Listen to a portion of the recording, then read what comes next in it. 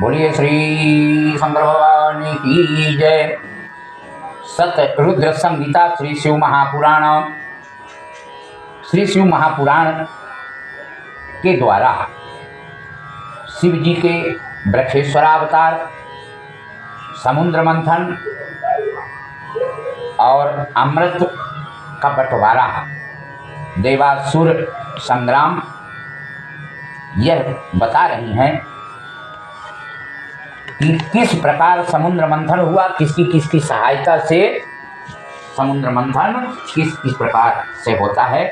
और उस समय ये जो 14 रत्न निकले वो कौन कौन से हैं। शृणु ब्रह्मा शुद्ध प्राज्ञः व्यथे सांख्यं मुनीश्वर शिवावतारं सलीलं हरिगर्भहरं वरम् पुरा देवासुरा सर्वे जरा मृत्यु भयार्दितः परस्परं च संधाय रत्नान्यादितसावो भवन्। मृत्यु और वृद्धा जरा से, जरा माने वृद्धा, जरा एवं मृत्यु के भयभीत देवताओं एवं असुरों ने आपस में वार्तालाप करते हैं। वार्तालाप क्या करते हैं कि जरा और मृत्यु से छुटकारा किस प्रकार मिले, आपस में विचार ही कर रहे हैं। तभी आकाशवाणी होती है। आकाशवाणी क्या होती है कि हे देवताओं, आप लोग क्षीर सागर का मंथन कीजिए, उससे आप लोगों को रत्न की प्राप्ति होगी और उस रत्नों से बल तथा बुद्धि की प्राप्ति होगी। इस आकाशवाणी को सुनकर उन्होंने उपाय भी बताया कि समुद्र मंथन यानी क्षीर सागर मंथन को मंदराचल पर्वत को मथानी बनाइए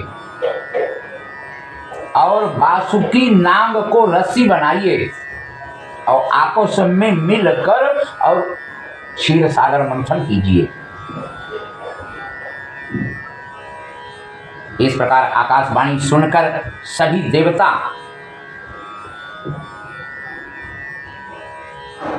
पर्वत राज्य मंदराचल के पास जाते हैं। पर्वत श्रेष्ठ से प्रार्थना करते हैं कि हे गिरीश्वर, आपके द्वारा मंथन करने का विचार और आकाशवाणी होती है, उसको आप पूर्ण कीजिए। उन्होंने प्रार्थना सुनकर और आज्ञा दे दिया कि ले चलिए।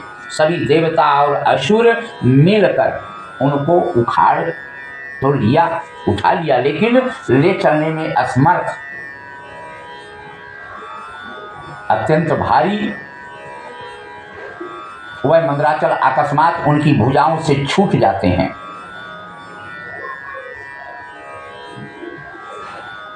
उद्यम विचार वाले देवता तथा असुर आहत हो जाते हैं। उनके ऊपर ही मंदराचल पर्वत गिर जाता है। वो अचेतना को प्राप्त करते हैं। जब चेतना थोड़ा बहुत आया तो जगदीश्वर भगवान भोलेनाथ की स्तुति करने लगते हैं। आज भी कोई भी प्राणी जब संकट में आता है तब भगवान का स्मरण करता है। इसी प्रकार देवता भी संकट में आए और भगवान भोलेनाथ की स्तुति करते हैं, प्रार्थना करते हैं। भगवान जगदीश्वर की इच्छा से उद्यत हुए उन सब ने, भगवान जगदीश्वर ने उन सबको ताकत देते हैं और फिर उनको बताते हैं कि अब उठाइए। पर्वत को पुनः उठाकर क्षीर सागर के उत्तरी तट पर ले जाकर जल में डाल देते हैं। आज भी जिस प्राणी को घमंड हो जाए उनका काम हमेशा बिगड़ता ही है, और जो अपने से बड़ों के ऊपर भार डाल देते हैं उनका काम कभी नहीं बिगड़ता है, बनता ही है। इस प्रकार क्षीर सागर का मंथन करते हैं। मंथन से स्वर्ग लोक की महेश्वरी भृगु पुत्री हरिप्रिया महालक्ष्मी समुद्र से प्रकट होती हैं, धन्वंतरी प्रकट होते हैं, चंद्रमा प्रकट होते हैं, परिजात कल्प वृक्ष प्रकट होते हैं, उच्चैश्रवा घोड़ा, ऐरावत हाथी, मदिरा, विष्णु का सारंग धनुष, शंख, कामधेनु, गोवृंद, कौस्तुभ मणि तथा अमृत उत्पन्न होता है। मथते मथते अग्नि के समान कांति वाला तथा असुरों को भय उत्पन्न करने वाला कालकूट नामक महाविष भी उत्पन्न होता है। उनको भगवान भोलेनाथ स्वयं धारण करते हैं। देवताओं की रक्षा करने वाले भगवान भोलेनाथ उस कालकूट को अपने में समाहित कर लेते हैं।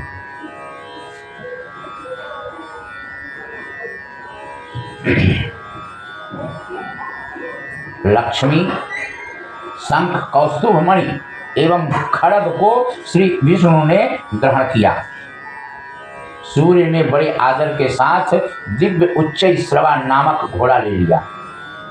देवताओं के स्वामी सचिपति इंद्र ने अत्यंत आदर पूर्वक वृक्षों में श्रेष्ठ परिजात एवं हाथियों के राजा ऐरावत को ग्रहण किया। भक्त वत्सल कल्याणकारी शिव जी ने, भोले बाबा ने कालकूट को अपने कंठ में ही विराजमान कर लिया। विष को, चंद्रमा को मस्तक पर धारण कर लिए। ईश्वर की माया से मोहित दैत्यों ने आनंद प्रदान करने वाली मदिरा ग्रहण की। सभी मनुष्यों ने धन्वंतरी वैद्य को ग्रहण किया तथा सभी मुनिगणों ने कामधेनु को ग्रहण किया। इस प्रकार सब में विभाजन होता है। विजय की अभिलाषा वाले तथा व्याकुल चित्त वाले देवताओं एवं राक्षसों में अमृत के लिए परस्पर महान युद्ध होने लगता है। प्रलयकालीन अग्नि तथा सूर्य के समान महातेजस्वी बलि आदि दैत्यों ने बलपूर्वक देव गणों को जीत कर उनसे अमृत छीन लिया।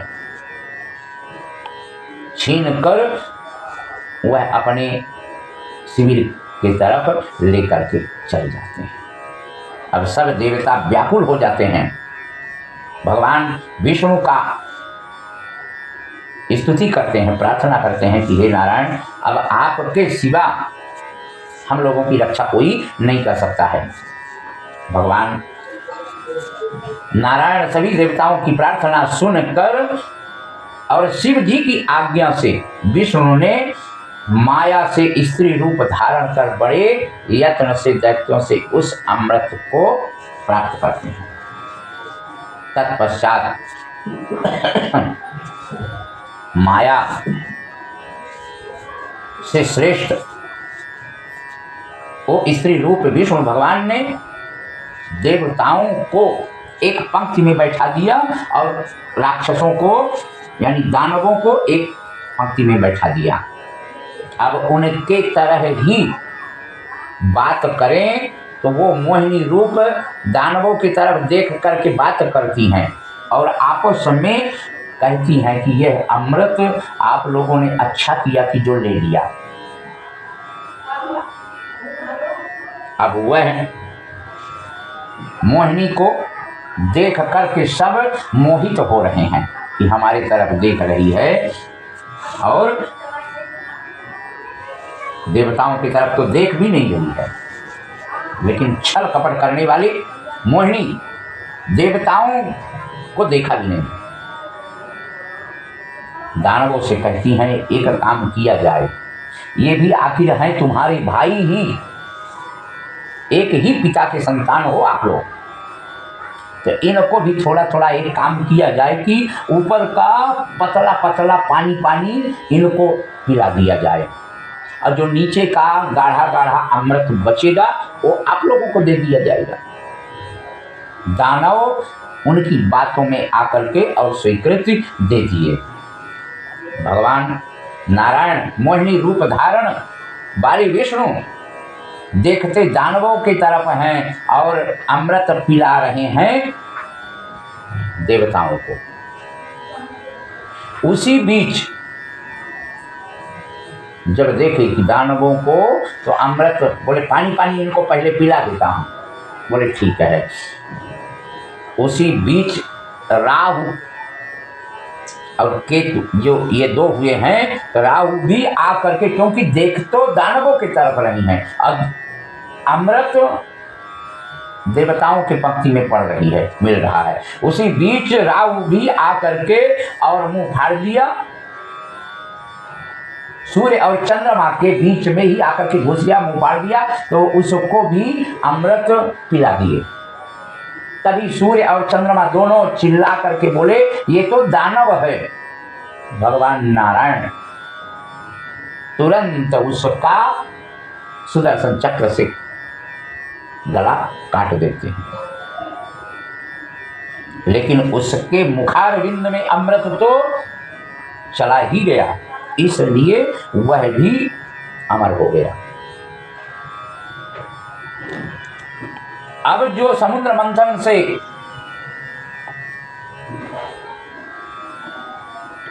स्त्रियां प्रकट हुई थी अद्भुत दर्शन वाली, उन स्त्रियों को भगवान नारायण ने अपने स्वेच्छा अनुसार ग्रहण किया था। अब उनसे जो संतान हुई वो एक अद्भुत बलशाली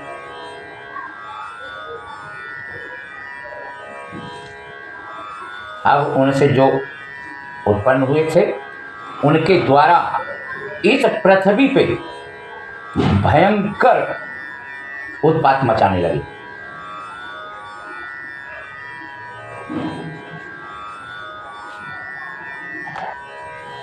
नारायण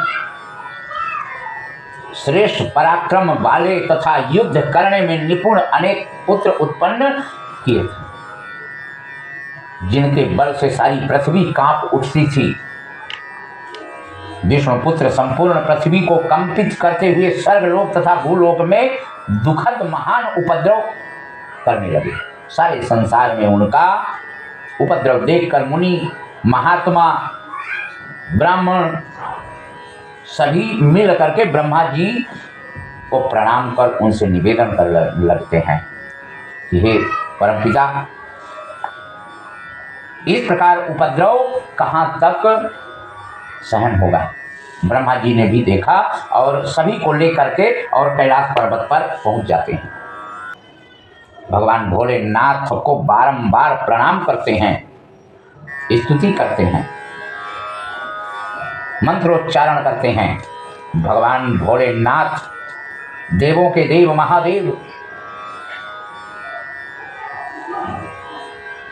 अपनी आंखों को खोलते हैं और पूछते हैं कि हे ऋषि मुनि महात्माओं एवं ब्रह्म देव, बोलिए किस लिए आगमन आपका यहाँ हुआ।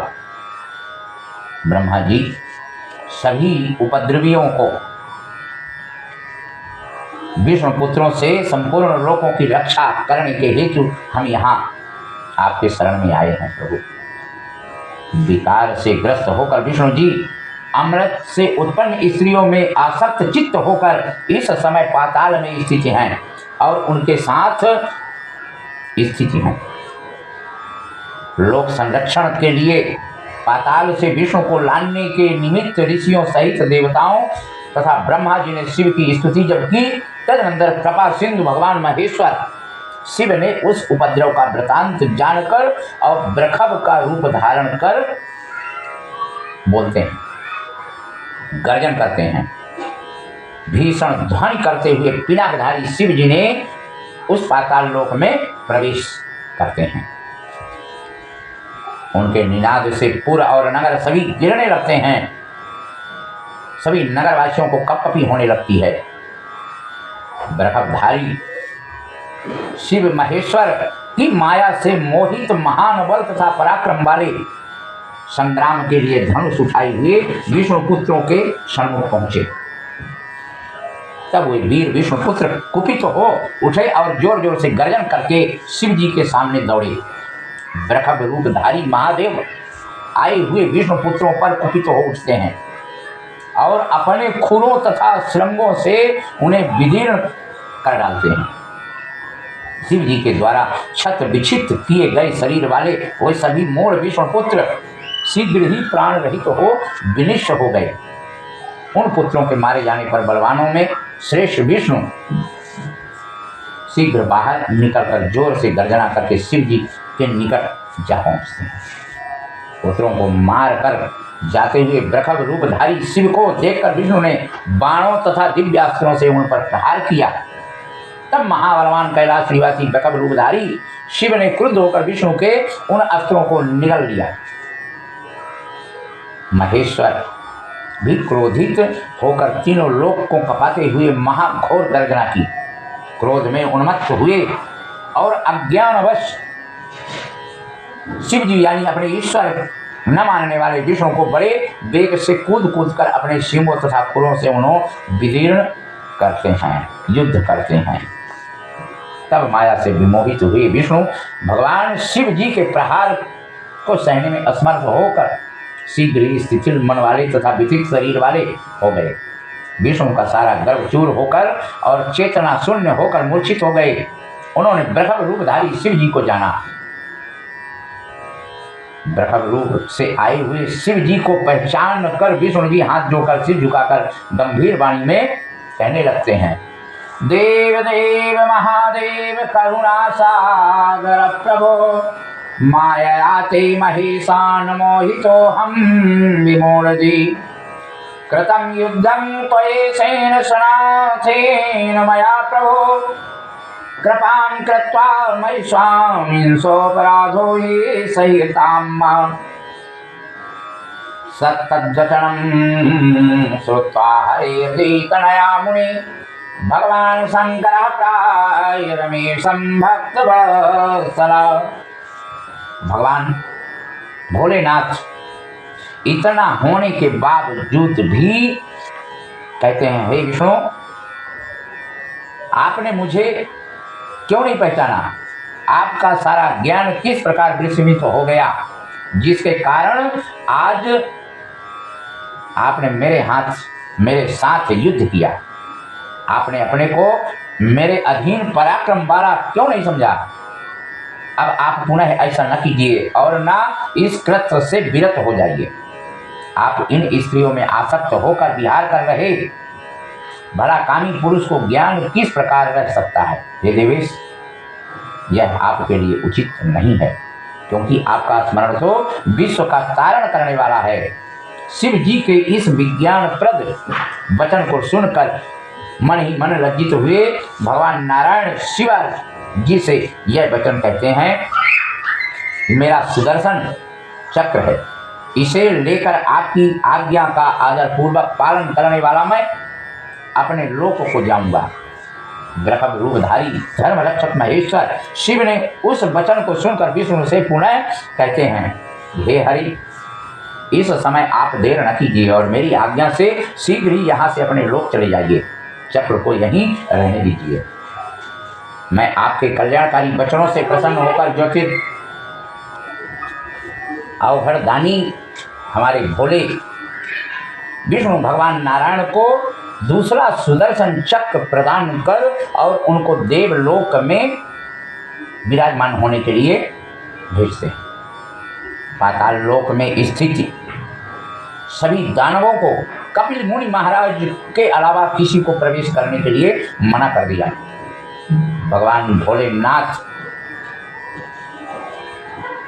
भगवान नारायण को भी अनुशासित कर विष्णु लोक को भेजते हैं। इस प्रकार देवताओं का कार्य करके वृषभ रूपधारी भक्त वत्सल भगवान शिव कैलाश पर्वत को प्रस्थान करते हैं।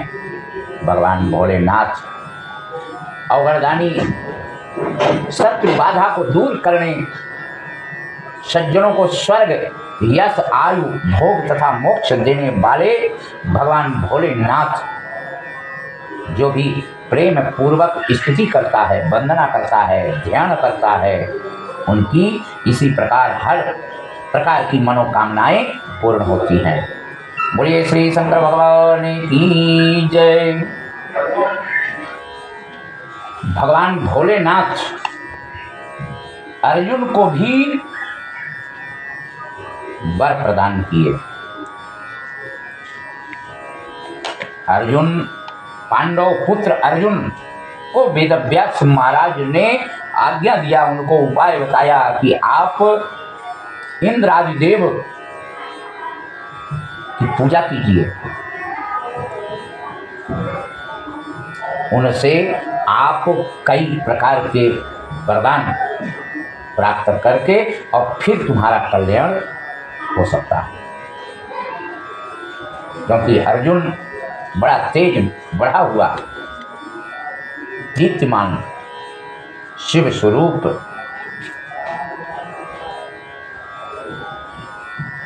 वेदव्यास जी के कथन से प्रतीत समझ करके और अर्जुन तप के लिए निकल पड़ते हैं। सभी पांडव भाई, द्रौपदी सभी मंगलप्रद की कामना कर भगवान शंकर जी आपका कल्याण करें, ऐसा कहकर और अर्जुन को सबने विदा किया। लेकिन प्रियजन के वियोग के कारण दुख तो होता ही है, धैर्य कैसे रख सकते हैं। इसी प्रकार पांडवों के दुख प्रकट करने पर करुणा सागर ऋषिवर व्यास जी वहां पुनः पधार जाते हैं और उनके व्याकुल हुए पांडवों को देखते हैं। पांडव भी धैर्य रखकर और व्यास जी को प्रणाम करते हैं, उनकी पूजा करते हैं। व्यास जी काल पर्यंत तक निवास करने के लिए प्रार्थना करते हैं, लेकिन व्यास जी ने सभी को समझाया और बताया।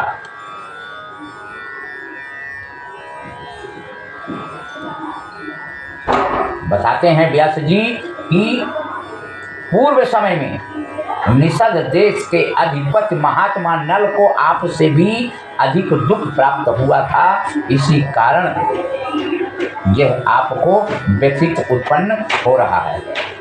राजा हरिश्चंद्र को भी अत्यधिक दुख प्राप्त हुआ था।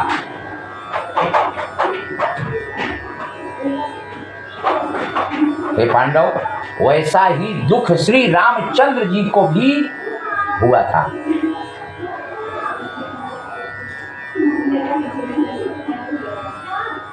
स्त्री पुरुषों को अत्यधिक कष्ट जो होता है, मैं पुनः इसका वर्णन बताता हूँ। शरीर को दुखों का समूह समझकर इस समय तुम्हें शोक का त्याग करना चाहिए। अनंतर मनुष्य युवावस्था में दुख रूपी कामनाओं का भोग करता है। वेदव्यास महाराज से यह ज्ञान प्राप्त होते ही भगवान शिव जी से संतुष्ट होना चाहिए। अब इधर अर्जुन इंद्रकील नामक पर्वत पर जाकर के तप करने लगे। तप करते करते इंद्र के गोचर यानी शिष्य गण अर्जुन की तपस्या देख कर दिव्य ज्वाला उत्पन्न होते और जाकर के इंद्र से बताते हैं। इंद्र वहां पहुंचते हैं और अर्जुन की परीक्षा लेते हैं। अर्जुन अपने परीक्षा में पास हो जाते हैं। इंद्र उनको आदेश करते हैं, उपदेश देते हैं कि हे पुत्र अर्जुन, आप शिव की आराधना कीजिए। शिव की आराधना से ही आपका कल्याण हो सकता है। संसार में शिव के अतिरिक्त कोई भी मनवांछित फल नहीं दे सकते हैं। भगवान भोलेनाथ की तप में लीन अर्जुन अब इनके विरोधी दुर्योधन ने मूक नाम दानव असुर को वहां विध्वंस करने के लिए, उनका तप तोड़ने के लिए भेजते हैं। वह सूक रूप धारण करता है। मूक नाम दानव ने सुअर का रूप धारण करता है और वहां भयंकर गर्जना करते हुए अर्जुन के तरफ देखकर और बढ़ता चला जाता है। इस प्रकार वह भयंकर असुर यानी सुअर को देखकर अर्जुन के मन में विचार आते हैं कि वेद व्यास जी द्वारा बताया हुआ यह कथन क्या गलत थोड़ी हो सकता है।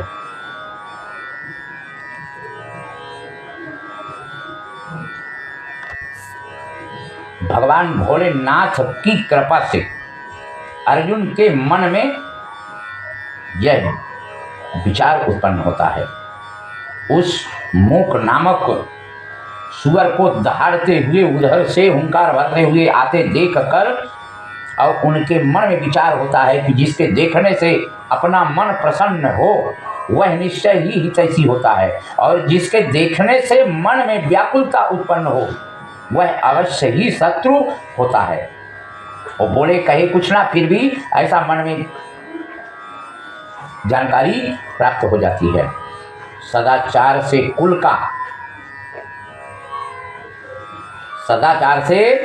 का, शरीर से भोजन का, वचन के द्वारा शास्त्र ज्ञान का तथा नेत्र के द्वारा स्नेह का पता लग जाता है। आकार, गति, चेष्टा, संभाषण एवं नेत्र तथा मुख के विकार से मनुष्य के अंतःकरण की बात ज्ञात हो जाती है।